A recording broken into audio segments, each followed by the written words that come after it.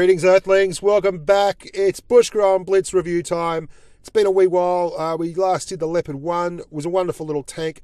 We're now finishing off the top-tier German mediums with the Leopard PTA. We've done the E50, the E50M, the Leopard 1, the Indian Panzer, and we're now rolling out the Leopard Prototype A. Now, this is a controversial little bugger because a lot of people don't like this tank, and I can see why. It is not exactly what you'd call an overpowered tank. In fact, it shares a lot of similarities with another red-headed stepchild, the L7A1 carrying Centurion 7 Mark 1. Both of them have .32 dispersion, 350 alpha weapons that are low rate of fire, resulting in low DPM and, tanks that do not brawl particularly well. The Cent 7 Mark 1 has a little bit more armor going for it, but it doesn't have nearly the mobility of this tank here. You have to play this tank as a sniper. There is just no way around it. You cannot brawl. Your DPM is lousy. To give you an example, the Leopard Mark 1 has better dispersion, 0.30 versus 0.32. It's got a lower aim time, 2.1 versus 2.3, and it has 8 rounds per minute at 350 alpha, whereas you have 6.32 rounds per minute at 350 alpha. That means every 60 seconds in a Leopard Mark 1, you can do an extra 1.7 rounds at 350, which, I don't know, do the math. It works out at what? An extra 620 damage per minute. That's big numbers, and it's a huge jump between that kind of DPM, which allows brawling in the Leopard 1, to the kind of DPM that just doesn't cut it in the Leopard PTA. You're going to be dealing with T-54s in this tank. They're the most numerous. They're like locusts upon the earth, and Tier 9 mediums. It's a great tank with heavy tank armor at the front and a hugely effective turret. 330 average pen on your heat rounds in a T-54, and you're going to be eating Leopard PTAs alive if they are silly enough to start brawling with you. That being said, there are ways to be successful with this tank. I drove it and found I could be quite successful with it. I think I got over 60% win rate in this tank. I platted a fair bit in it, but not exclusively, that's for sure. It's probably about 50% of the time, and that was obviously a big part of that win rate. However, you can drive it well. It's just a matter of letting the tank go and play to its strengths. Get to flanks, scout, fire, and move. Do not, for the love of all that is holy, sit in this tank and take shots.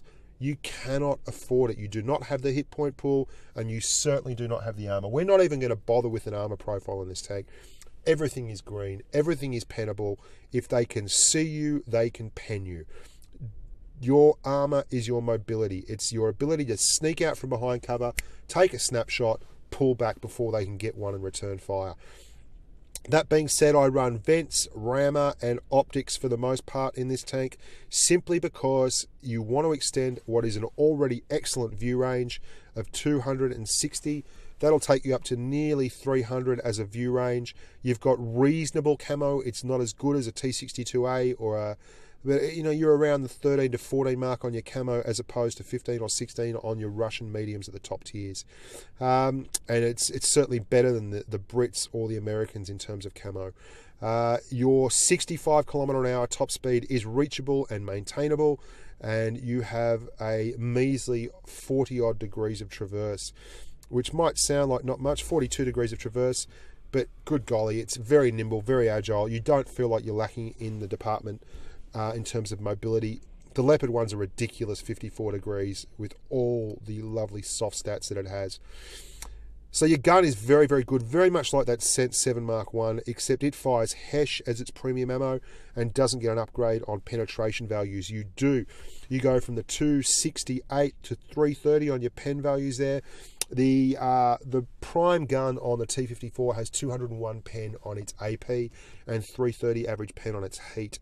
So, you're firing APCR at 268, you've got to be happy with that. If they fire gold, there's not much you're going to do about it. Gold gets fired in this game, and that helps someone in a T-54 more than it helps you.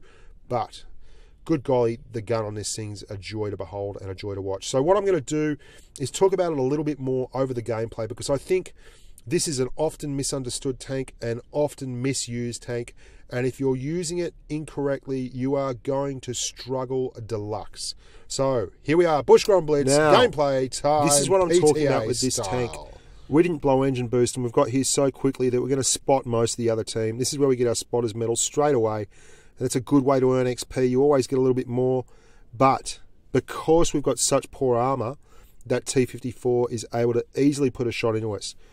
So we let camo reset. There's a bush in front of us. Let's use it. We've got good gun depression. We can fire over slight inclines, move forward, take the shot, come back, get spotted. That's fine. Reset your camo, repeat the process. Go about it. Be smart about the way you play the tank. Let other people draw fire, then move forward and nail them, because you've got a really good gun. You're going to see I'll take some hits in this fight, but I never really expose myself to more than one gun at a time. So it's a trade-off. When you're actually playing the game, as Agus in the M103 there gets the first kill for the good guys, good platoon mate Aggie, you want to make sure that if you are exposing it, it's for a reason. And you can see here, again, nice gun depression stats on this tank. It can handle being a bit of a hill fighter. The T-54, T-62A, some of those other guys just can't do it. And excellent, excellent accuracy. You can see that shot there just on the very tip of the nose of the old Panther. We're exposing ourselves to this E-75 because he's engaging another target in front of us, and we want to use that opportunity to possibly put fire in, but you know, I take some bad shots. I do get one on his hatch, but lingered too long. First shot really should have gone in, and that's my fault. So I'm going to draw back here, because by going up this little hill at the back, I can actually get over the crest of that hill in front without exposing that very soft armor of the Leopard 1. But for the most part, your armor is going to be your mobility. You'll hear me say that a lot during the course of this review. It's because it's true. I can dance backwards and forwards here and do so with such speed that I'm not really exposing any of my tank. I'm letting this gun do the talking because it's a great gun. 0.32 dispersion. It's only a bad gun when compared to the Leopard 1 or the E50 or the E50M and their 0.30 dispersion weapons. 0.32 is really accurate, and it's more than accurate enough to make you a winner in situations like this. Let the gun do the talking. You are simply driving this gun around the battlefield, letting it do its work. And you can see I exposed myself here at the end because it's last tank. It's going to be the last one available, and we just want to get the kill shot. That's all we're doing. Now, next map is mines. You'll note on mines, Josh 8 tells me exactly at the start, he says, don't do it. I start driving towards the mines hill. It's 1 on 2, 2 enemy mediums. And he says, don't do it. And he's right, because, here you go, don't do it. There's no way I can win that. It's a tier 10 match. What I do instead is give this tank a chance to be successful. I am under turbo, so I know I'm going to get to the lighthouse first. And when I get to the lighthouse, I am going to camp and be a bit of a noob. People won't like it, but stuff them. This is a very valid tactic on this map when you're outnumbered and you can't win the hill. And this tank is not a brawler. It just can't win the hill like that.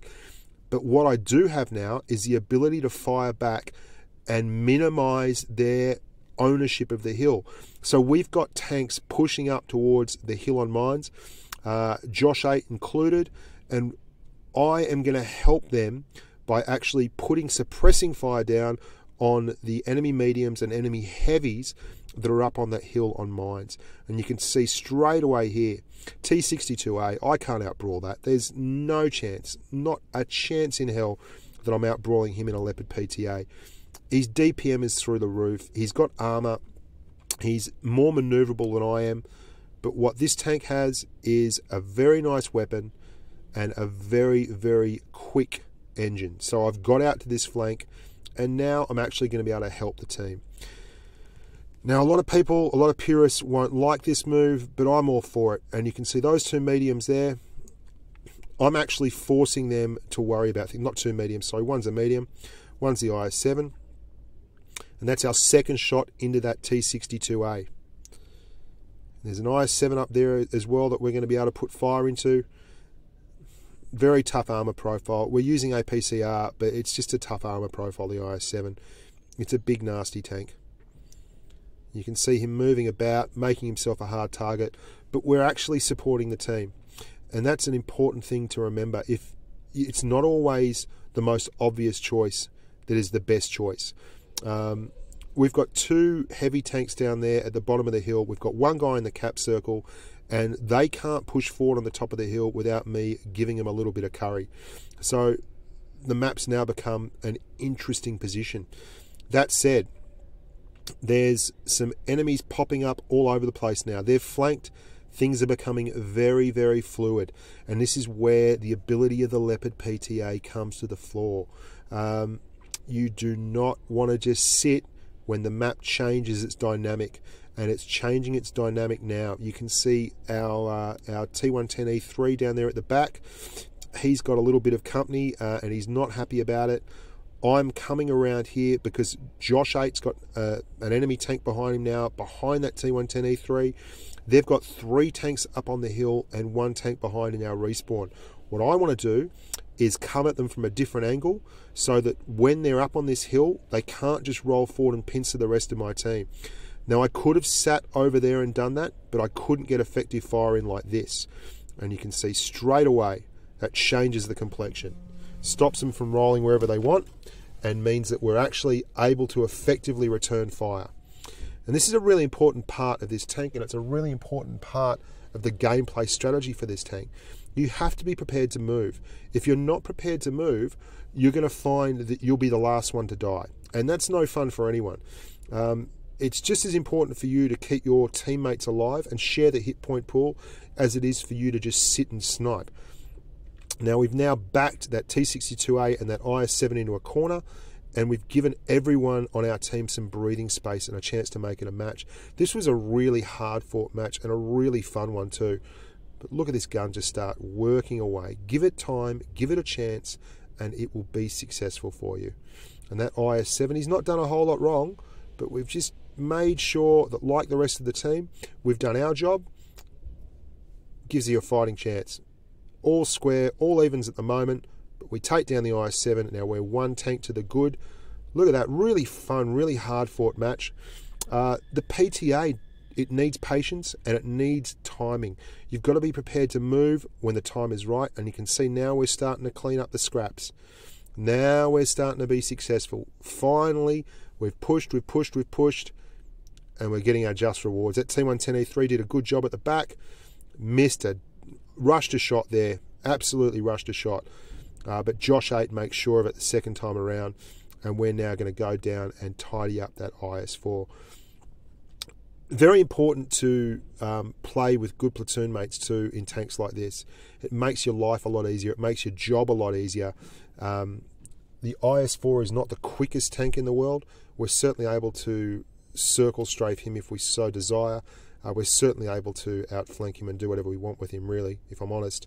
You can see here, we take his track out. Always the first thing you should do in a situation like this, take their track out. Most of the time you'll do a little bit of damage, not always, but you just keep peppering that track and he's screwed. He knows it. He can't touch me. What are you going to do? So, yeah, the Leopard PTA. A lot of people don't like it, and I can understand that, but it's a tank that requires patience.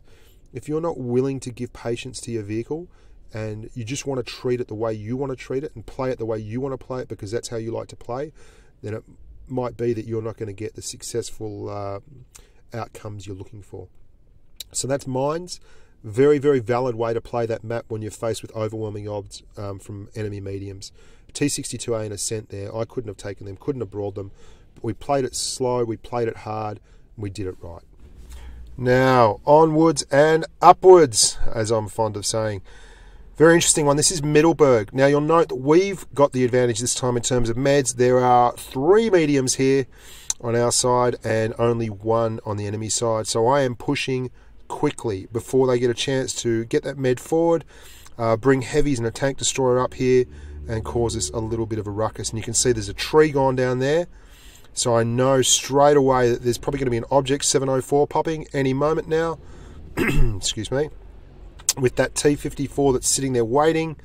And what that's going to do is put us as mediums even worse. You can see that's the last thing you want to see as a Leopard PTA is a heavy tank in front of you, angled with a good bit of cover. Now, I could have retreated all the way back down the hill and made it a Mexican standoff either side of that cover, but this is what you can do in this tank. And you might have seen in the Leopard 1 video me doing things similar to this. It's a bit of a Bushka, straight out of the Bushka playbook.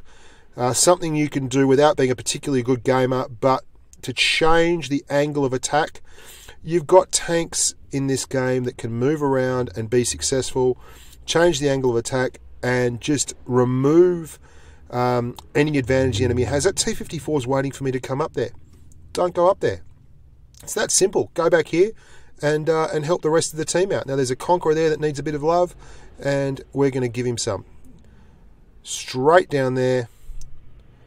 He's tunneling hard on your teammate, so you're going to have opportunities to pump shots into the side. Chappos is saying object in this corner. I know exactly what he means. That means right up behind the enemy heavies there is an object 704 sitting in camo, doing his best to just bash away. So we've moved down and we're going to get to him in a second, but first of all we've got to clear out these two guys here. Now that IS-7 obviously is a one shot, so we've effectively moved him away. He's rushed, and there we go. And we're back down here into the IS-4, get around him, utilise the mobility of the tank.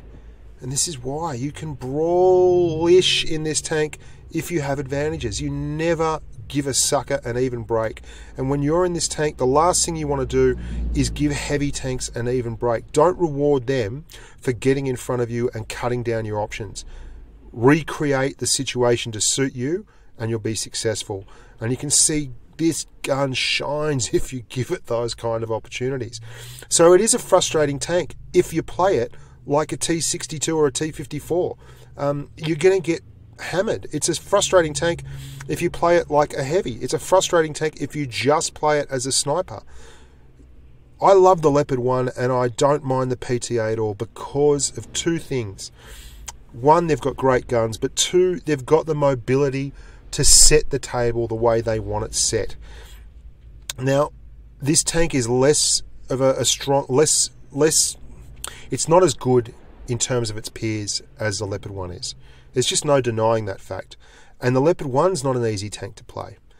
But you can see how quickly this tank gets out. It's got attributes that you can take advantage of. And one of the biggest things in this game that people don't seem to realise, I mean, good players obviously get this. And I'm not a great player, but what I am is someone that can assess a situation with a reasonable amount of certitude and figure out the best way of going forward and being successful with it. And for me in this tank, it's getting to the flanks. It's watching the minimap. You can see there's 4 tanks right there on the minimap. That means there's only 3 tanks left and we're in the base. So it's highly unlikely that there's someone over here. I can push forward and drop the hammer in the PTA, get on a flank and start putting this gun to work. And if your situational awareness is to the point where you can actually read a minimap, pay attention to it and make decent decisions based on that, you can be effective in any tank. You can particularly be effective in a tank like this that can absolutely get out and motor, hit stuff on the move like that, and has a wonderful gun for a tier 9 medium. And you can see this poor old E75. We're not going to stop to have a conversation. We're just going to keep on rolling. It's not always about doing damage. You can see I've watched the minimap. There's another tank there with the E75. Move along, look for other shots, look for other opportunities. Don't be the guy that just sits still and gets hammered. It's not a game of sit in the one place and trade hit points. You can see it looks like I'm in a really, really tough spot here.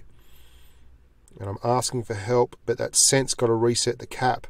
So immediately I realise that if I just stick around here, keep that E75 away and hit the scent, he can't afford to start putting shots in me because he has to reset that cap. Does it? Great. But I've already put 2 into him and we're moving on with life. And because the Leopard's so manoeuvrable, so flexible, so versatile, both the PTA and the 1, you can work like that. Suck the shot out of him, move forward, do your best. It's tough being on a hill like this. The gun depression's not such that you can really successfully take advantage of it at all times. You don't have minus 10 degrees like some of the Brit Meds and the T34, but you can see that scent fell for the same trick, and we were just a bit more patient. So now I've got this E75 left out here in the flank. We don't really want to get too involved in that, but things are getting really tough up there at the cap. There's not much choice here. We've got to go and push the pace. We're down 4 tanks to 3, 4 tanks to 2. Oh dear. So, I actually don't remember what happened in this game. This is live commentary. I've got no idea what happened here. And it doesn't look that good, to be honest, from where I'm sitting. But it is a fair assessment that this game, I don't know, how did we win this if we win it? I can't imagine that. Ah, there we go. Great gun. Hammered the IS in the cap. So it's back to 3-2. No wonder. This is why I've got this game here. Back to 2-all. Lovely. The other PTA is down. Stop freaking out, Bushka. This is actually a solid performance. So I've got an E75 left. It's now 2-on-1. IS6. This gun will pen IS6 all day long. You'll eat him alive if you get a chance. You've got better range than he does in terms of spotting view. You've got all the advantages on an IS6 with low hit points. He can pen you, but you can pen him. They're going to go and sit in the cap circle. Now you'll see we've driven an awful lot of distance in this tank to be successful. It is not a tank that excels with low Ks on the clock at the end of the game. You might want to snipe, but it's very rare that you'll be in a situation with this tank where you will just sit there sniping, and that's because it's a medium. Generally, mediums will spot for heavies. Now, you'll note spot for tank destroyers, sorry. I'm going wide on this. I've got plenty of time left on the cap, and I'm going wide on my approach to the cap circle because I have better view range than the enemy, and the enemy is going to have to look for me. I don't have to worry about him. If I'm at the absolute end of the view range, I'm going to spot them before they spot me.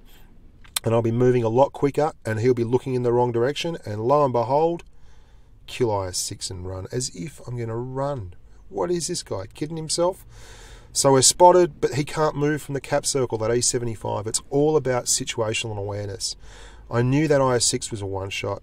I knew the E75 was in the cap circle. I know where they are. Now, I'm pretty sure there's something I like to do here with all medium tanks. You'll note I'll spot the E75. We put one into him. We back up. Now, he can see me at the moment. Camo hasn't reset. I'm going to make like I'm turning all the way around the other side. There, he's dropped from camo.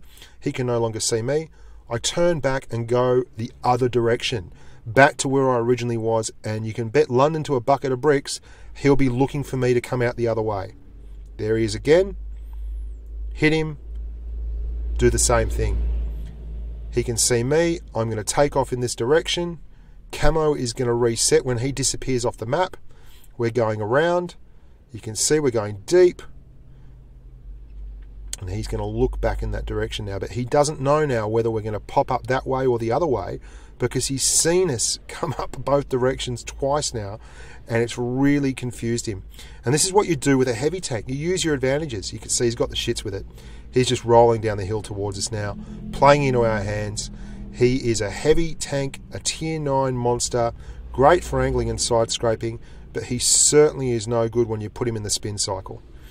And you can see straight away his turret traverse and everything. Now, we nearly lose this. I do remember this game now. We nearly lose this because of the gun depression when looking over the rear of the tank. You'll note here, he's on a one-shot, so should be no issues. But we get in this really weird situation where there's a high rear on the back of this tank, so the gun depression doesn't work so well looking backwards, and you can see I can't get the bloody gun down until I get it round, and we're done. That's a really good game to illustrate the joys of this tank. Constant movement, constant relocation, using camo to allow you to fool people into your direction, misdirection in other words. Now, here we are on desert sands. Not a fan of this. I'm with Jamiroquai. I called him to come out to the desert at the start of the game, but the T20 I was with has bailed. And if there's no spotters, I don't have the armour to actually push the point here, and this is a real weakness with this tank. We are fucked. Excuse the language, boys and girls, but you can see the pessimist comes out in the best of us. This game can bring out bad things in all humans. Now, here's the thing. If you're going to be a dog, be an Alsatian. By that, what I mean is if you're going to be aggressive, don't be a little bit aggressive. Be all the aggressive you can be. Now, they've gone flank. Awesome. I'm just going to go straight through the middle of their lines because this is a very manoeuvrable tank. I'm going to put the target here, the Ferdinand's the target, between me and the other opposition force on the other side. And rather than muck around on the flank waiting for someone to come and do something with my crap armour, I'm going to circle of death that Ferdinand, ruin his day, and then go and start ruining the day of this IS-8 over here. Jamo's moved up with me. He's a good platoon mate. That's what this tank's all about. You've got 65 kilometres an hour under the bonnet if you want it. Use it.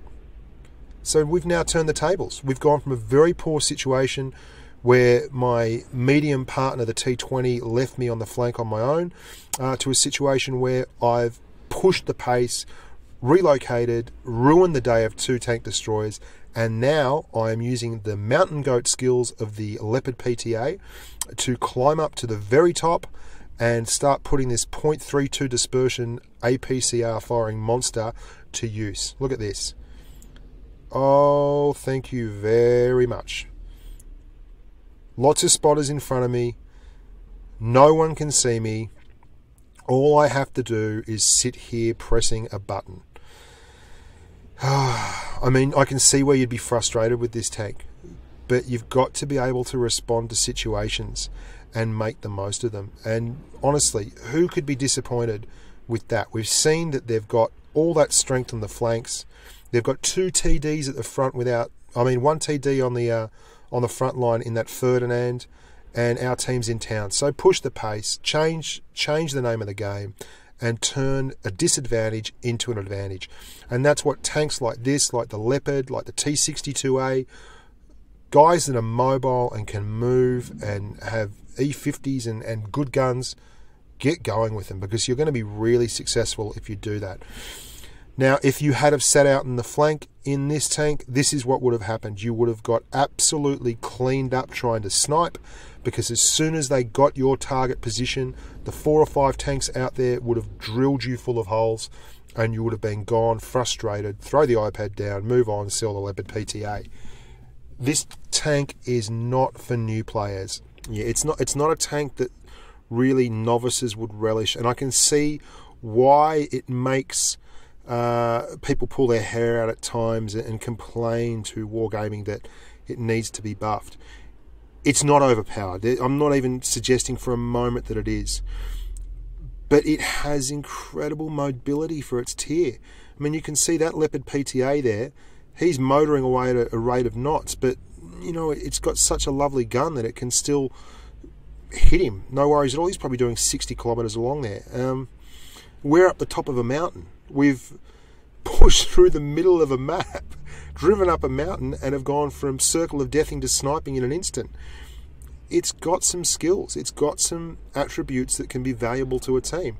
You've just got to learn how to use them, and it can be a very frustrating tank. I'm not going to deny that, and you cannot expect to walk into this tank and be instantly successful. It's a tank that rewards work that you put in.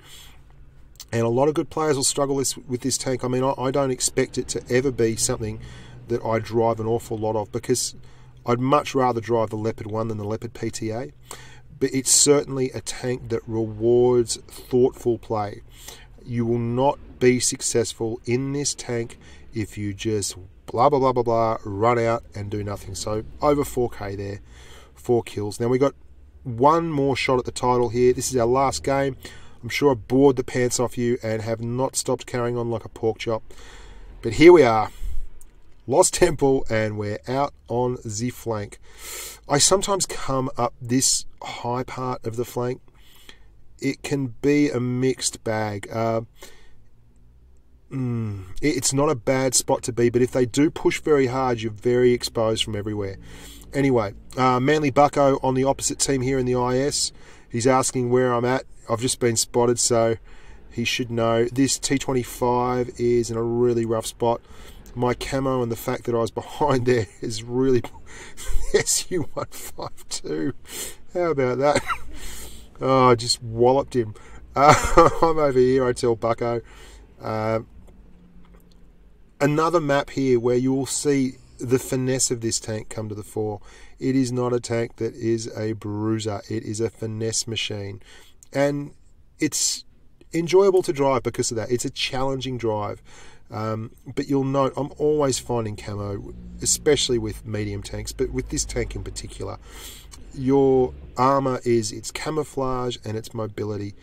And I know I'm berating the point, but it's just so true. You cannot get this thing involved up front. And a lot of people will hate you for it. A lot of people will whinge at you for it. And I haven't paid any particular attention to them.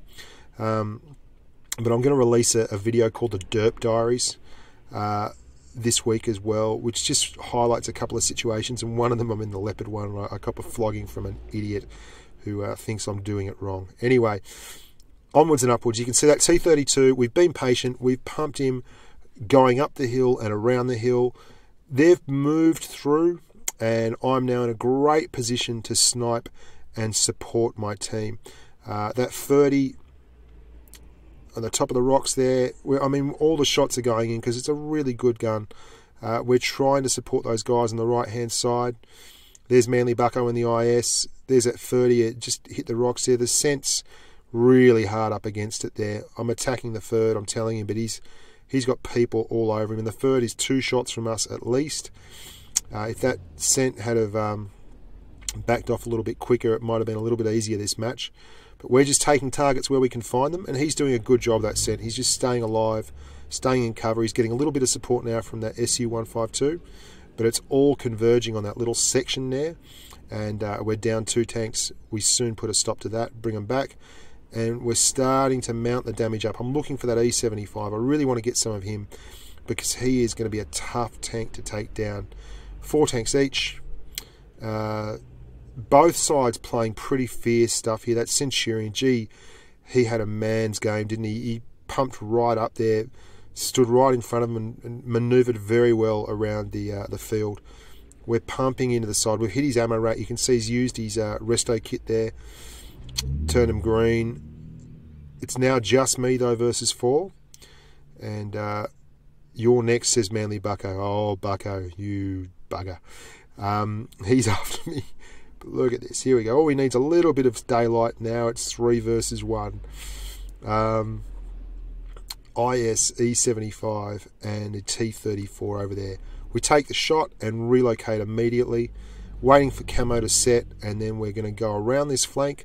Leave the IS alone. Bucko's in the IS. I know he can play. I don't want to be involved with him. The E75's a one shot. You got to think your way through this. The T34's on the other side of the hill.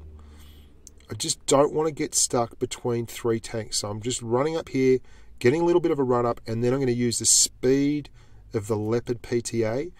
Look at it skate across that water. Keep some cover between me and the enemy.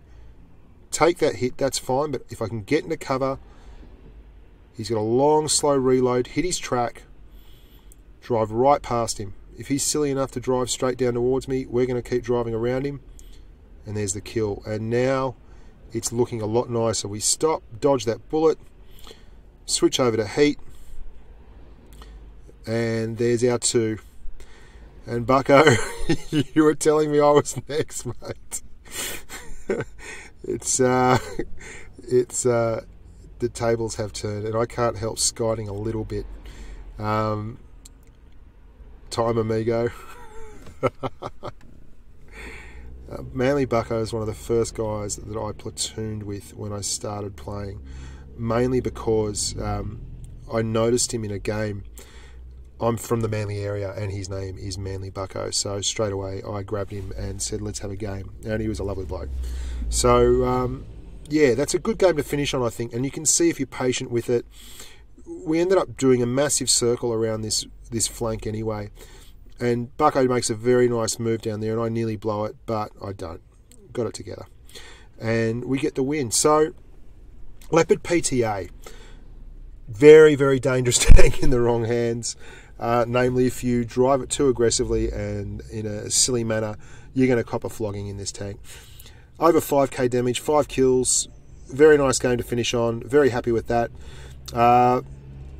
We've got some really big things coming up on the channel soon, guys.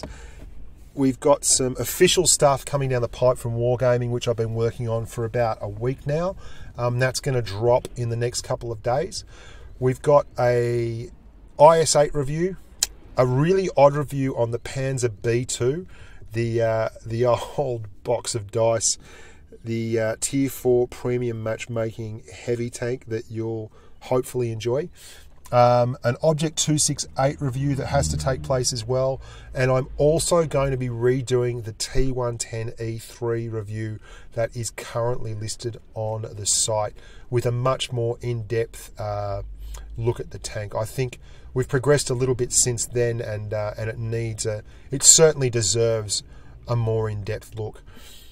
So if you haven't subscribed to the channel, please do. Always appreciate it. Give the video a thumbs up. Feel free to share it on whatever wargaming forum you might be on. Nudge, nudge, wink, wink.